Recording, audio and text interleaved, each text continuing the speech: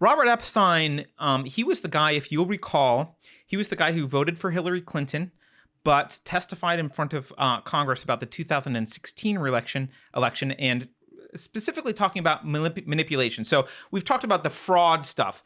We're now talking about manipulation. This is predominantly the way the manipulation we're going to talk about is big tech manipulation. Google, Twitter, Facebook doing things to manipulate the election. Now, if you'll recall, when the narrative was Russia manipulating the election, it was very important to make sure there wasn't any tampering, no election manipulation. We wouldn't want that.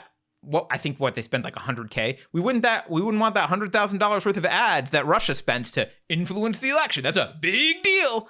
Got to be careful. Oh my God, democracy's threatened.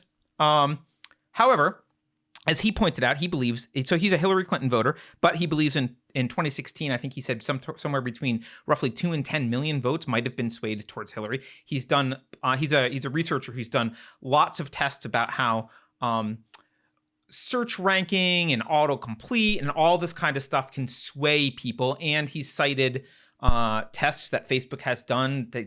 Facebook has tested that they can get people to go to the polls so they can change actual behavior in the real world. Anyway, he did all that. And of course, for 2020, he wasn't asleep. He knew this election was going to be contentious coming up.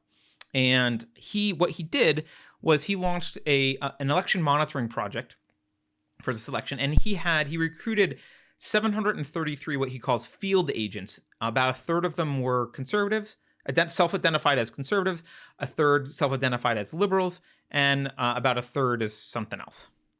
Maybe independents, I'm not sure.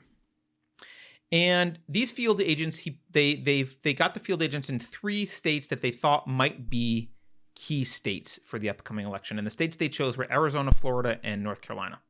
Okay? So, what he did was they monitored ephemeral communications.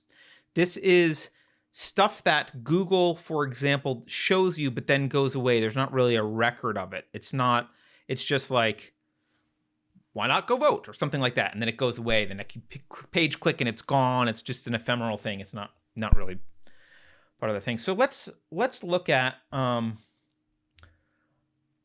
what he discovered here. Because this to me, by the way, this guy, I love this dude. I love it. I'm geeking out on him, but go ahead. Yeah, no, he's great. And by the way, just to be clear, there's a process for being a field agent. Like they go through background checks and all this other stuff, and they install software on the computer to watch what you're doing. Like this is not just like he had some volunteers be like, I'll tell you what I see. Like this was an extensive process. So here's an article. So by the way, there's been some interviews with him. Just at the outset, he mentions, this just struck me as worth mentioning. I was contacted by a pretty prominent Washington, D.C. attorney a few days ago who thinks I should go into hiding. So that should give you some idea of what's going on. We'll explain why that is in a moment. But I've pulled out some things. He says we found evidence of bias. Now he's saying I'm not going to make any allegations right now. I'm just going to tell you what we found so far. He's still going through data. We've indeed found evidence of bias. We've also found what some people might want to call a smoking gun.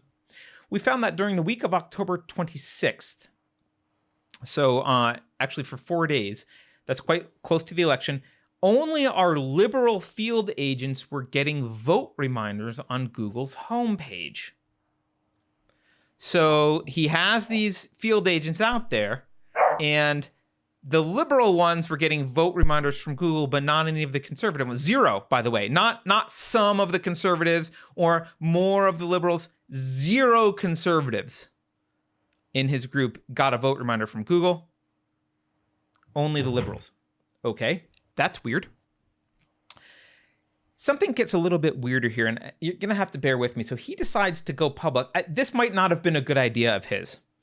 But he decides to go public on Thursday, October 29th, because he's seeing this. And, he knows the election's coming up. Most of the manipulation is going to happen right before the election, because that's, when you want to motivate people to get up and go out and vote. So he says he decides to go public with the information. So he contacts the New York Post.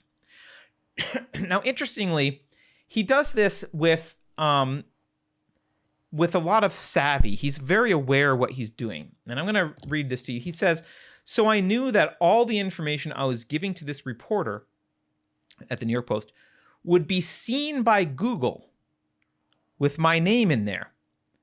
I assumed an algorithm would immediately boot it upstairs to real people, and then real people would look at all this information."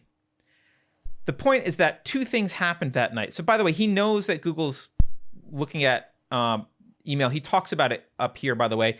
I know that all New York Post emails are shared with Google. I wrote about that in an article a couple of years ago. The same is true for New York Times, The Guardian, and a lot of other major media sources. So he knows Google's seeing his email to New York Post. So he sends the thing. The point is that two things happened that night. That was Thursday night, October 29th.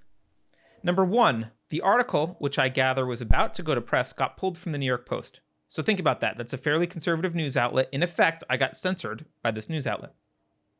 Wow. Relevant, perhaps, is the fact that the New York Post gets 32% of its traffic from Google.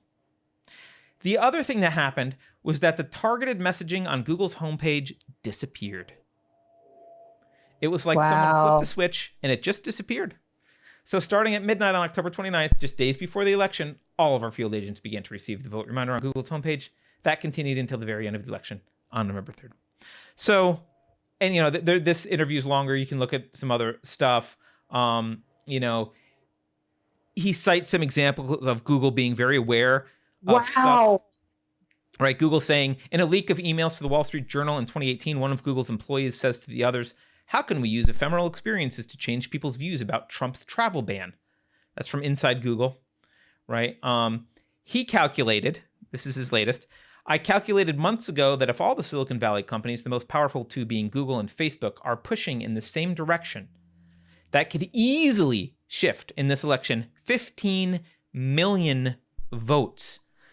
And he says, just as a reminder, everyone, "I lean left myself. I think it's great that they're pushing causes and candidates that I like and that my family likes. But I put democracy and I put the free and fair election and I put our country ahead of my personal preferences." So, wow, you mean he has principles? I don't think those are allowed anymore, but yes, apparently he has those. Maybe that's why he needs to go in hiding.